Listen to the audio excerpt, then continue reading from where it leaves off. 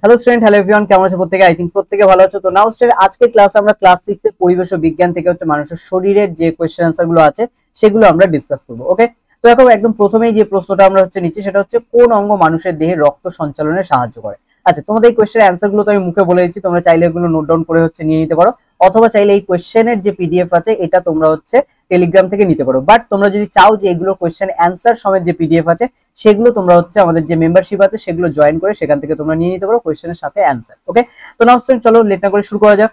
তো দেখো একদম প্রথমেই দেওয়া আছে কোন অঙ্গ মানুষের দেহে রক্ত সঞ্চালনে সাহায্য করে। তো দেখো রক্ত সঞ্চালনে সাহায্য করে এখানে আমাদের হৃৎপিণ্ড, কারণ সারা শরীর থেকে মানে যে রক্ত নিয়ে আসা এবং তারপরে সেটাকে বিশুদ্ধ করে সেটাকে আবার সারা শরীরে যে পৌঁছে দেওয়া, এই কাজটা আমাদের হৃৎপিণ্ড করে। তো এই ঘটনাকেই বলা হয় সঞ্চালন। নেক্সট চলে আসো, বলেছে বক্ষাস্থি কোথায় আছে। তো বক্ষাস্থি মিন্স হচ্ছে এটা আমাদের বুকের মধ্যে যে অস্থি সেটাকে বক্ষাস্থি বলা হয়। তো আমাদের এটা বলতে পারি যে মানুষের দেহের অগ্রভাগে, কারণ মানুষের দেহের সামনের দিকেই থাকে, তো মানুষের দেহের অগ্রভাগে বুকের উপর যে শক্ত হাড়টি থাকে তাকেই বক্ষাস্থি বলে। ওকে, নেক্সট চলে আসো, শিরদাঁড়া কোথায় অবস্থান করে। তো এটা মানুষের দেহের পিছনের দিকে থাকে, তাই আমরা বলতে পারি যে মানুষের দেহের পিছনের দিকে যে অস্থি অবস্থান করে, ঠিক আছে, বা যে সংযুক্ত অস্থি অবস্থান করে যা মস্তিষ্ক থেকে কোমর পর্যন্ত বিস্তৃত, তাকে আমরা শিরদাঁড়া বলবো বা তাকে আমরা শিরদাঁড়া বলি। নেক্সট চলে আসো, বলেছে হৃৎপিণ্ডের কয়টি প্রকোষ্ঠ ও তাদের নাম কি কি। দেখো হৃৎপিণ্ডের হচ্ছে কয়টি প্রকোষ্ঠ, আই থিঙ্ক তোমরা জানো যে এটা 4টি প্রকোষ্ঠ, এবং এগুলো কি কি? ডান অলিন্দ ডান নিলয়, বাম অলিন্দ বাম নিলয়। নেক্সট কোশ্চেন চলে এসো, বলেছে কোন নালীর মাধ্যমে অবিশুদ্ধ রক্ত হৃৎপিণ্ড পৌঁছায়। তো তোমরা প্রত্যেকেই জানো যে হৃৎপিণ্ডের যে গঠন তার হচ্ছে আমাদের দুটো হচ্ছে চেম্বার, মানে দুটো দুটো যে 4টে চেম্বার, সেই চেম্বারের মধ্যে বেসিক্যালি আমাদের এরকম উপর দিক থেকে দুটো নালী আসে এবং নিচের দিক থেকে দুটো নালী, এই দুটো এখানে এসে হচ্ছে উন্মুক্ত হয়, ঠিক আছে। এবার এই যে নালী যেগুলো সারা শরীর থেকে আমাদের, এই উপরের দিকের নালী উপরের ভাগ থেকে, এবং নিচের দিকের এই নালীটা নিচের দিক থেকে যে অবিশুদ্ধ মানে দূষিত রক্ত সেটা আমাদের হৃৎপিণ্ডে নিয়ে আসে। তো এগুলোকে বলা হয় আমাদের ঊর্ধ্ব এবং নিম্ন মহাশিরা। তাহলে আমাদের কোন নালীর মাধ্যমে? ঊর্ধ্ব ও নিম্ন মহাশিরার মাধ্যমে অবিশুদ্ধ রক্ত হৃৎপিণ্ডে পৌঁছে। ওকে, তো নেক্সট চলে আসো, বলেছে কোন নালীর মাধ্যমে অবিশুদ্ধ রক্ত হৃৎপিণ্ড থেকে ফুসফুসে পৌঁছে। তাই দেখো এটা তো হৃৎপিণ্ডে আসলো, কিন্তু হৃৎপিণ্ড থেকে আবার কি ফুসফুসে যেতে হবে, তবেই তো সেটা পরিষ্কার হবে, তাই না? এদিকে আমাদের ফুসফুস রাখা আছে, এদিকে দুদিকে দুটো ফুসফুস, তো এখান থেকে হচ্ছে দুটো পথে এটা হচ্ছে দুদিকে ভাগ হয়ে যায়। তো এখানে আমাদের কোন পথে হচ্ছে যায়, তাহলে কোন নালীর মাধ্যমে বিশুদ্ধ রক্ত ফুসফুসে যায়, তো সরি অবিশুদ্ধ রক্ত ফুসফুসে যায় কোন নালীর মাধ্যমে? তো এটা আমরা বলতে পারি ফুসফুসীয় ধমনির মাধ্যমে, ঠিক আছে। তাহলে এখানে 6 নম্বরের অ্যান্সার কি হচ্ছে? ফুসফুসীয় ধমনী। তারপরে দেখো ফুসফুস যখন এটাকে পরিষ্কার করে দেয় তখন কি এটা আবার ফিরে আসা উচিত, কারণ কি তবেই হচ্ছে হৃৎপিণ্ড এটাকে নিয়ে আবার সারা শরীরে যে বিশুদ্ধ রক্ত বা অক্সিজেন যুক্ত রক্ত সেটা ছড়িয়ে দিতে পারবে। সেক্ষেত্রে বিশুদ্ধ যে রক্ত সেটা ফুসফুসে আসে, ফুসফুস থেকে হৃৎপিণ্ডে আসে কোন নালীর মাধ্যমে? তো এটা আমরা বলতে পারি ফুসফুসীয় ধমনী, কারণ আসছে ফুসফুসীয় শিরার মাধ্যমে, যাচ্ছে ফুসফুসীয় ধমনীর মাধ্যমে। ওকে, নেক্সট চলে আসো, বলেছে ত্রিপত্র কপাটিকা কোথায় অবস্থান করে। তো ত্রিপত্র কপাটিকা, এটা খেয়াল রাখবে, এটা আমাদের এই যে ফুসফুসের মধ্যে ডান অলিন্দ আর ডান নিলয় আছে এর মাঝে ত্রিপত্র কপাটিকা অবস্থান করে।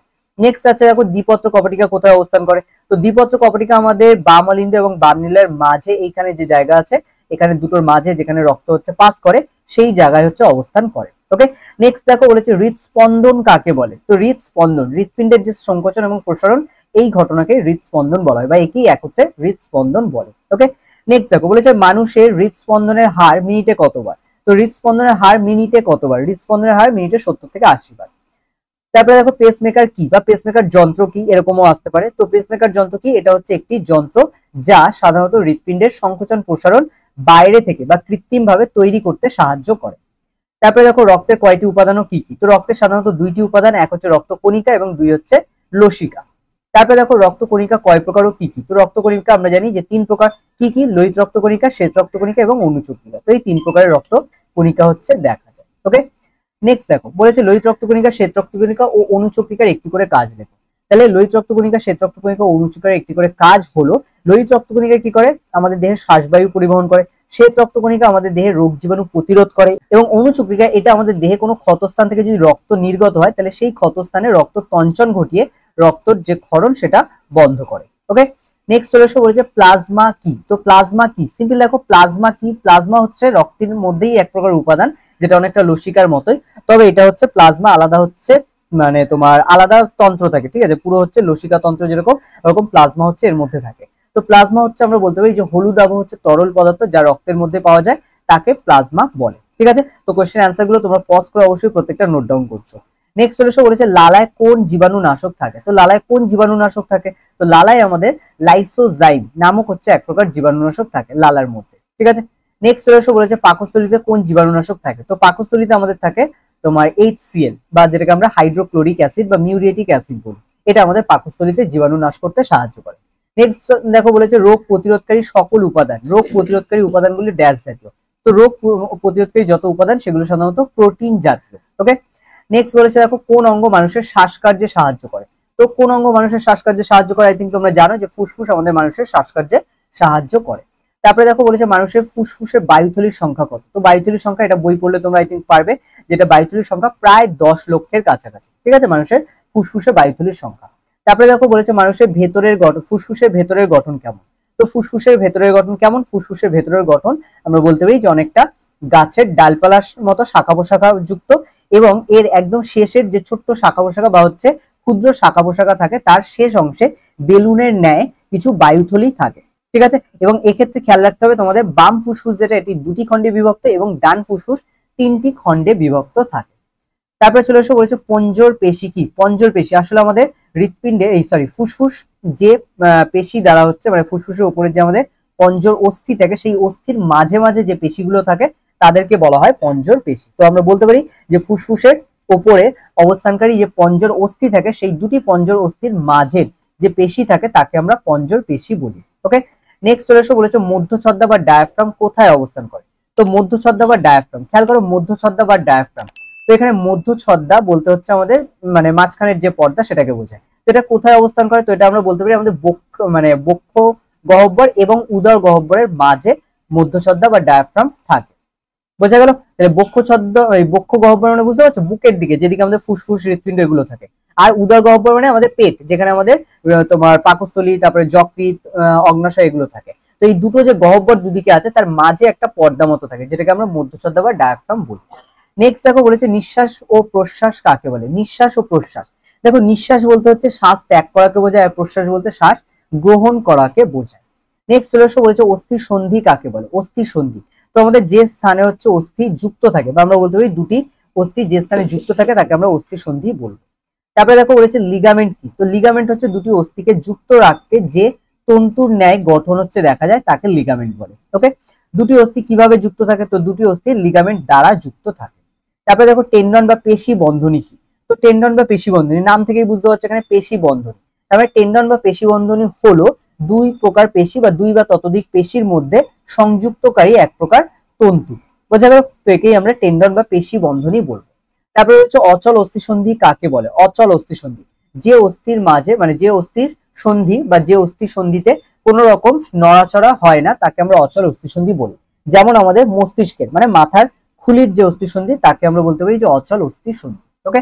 নেক্সট বলেছে সচল অস্থি সন্ধি। তো এটা আমরা বলতে পারি যে সকল অস্থি সন্ধি নড়াচড়া করতে পারে বা আমরা যে সকল অস্থি সন্ধিকে নাড়াচাড়া করতে পারি তাকে আমরা বলবো সচল অস্থি সন্ধি। উদাহরণ হিসেবে আমরা বলতে পারি এক্ষেত্রে সচল অস্থি সন্ধি কোনগুলো। সচল অস্থি সন্ধির উদাহরণ হিসেবে আমরা বলতে পারি যে হাতের কবজি বা কনুইয়ের কবজি এগুলো, বা হচ্ছে পায়ের কবজি, পায়ের গোড়ালির কবজি এগুলো, ঠিক আছে। এগুলো সব আমাদের সচল, কারণ এই কবজিগুলো আমরা কি নাড়াতে পারি। নেক্সট চলে এসে বলেছে বল সকেট সন্ধি কোথায় পাওয়া যায়।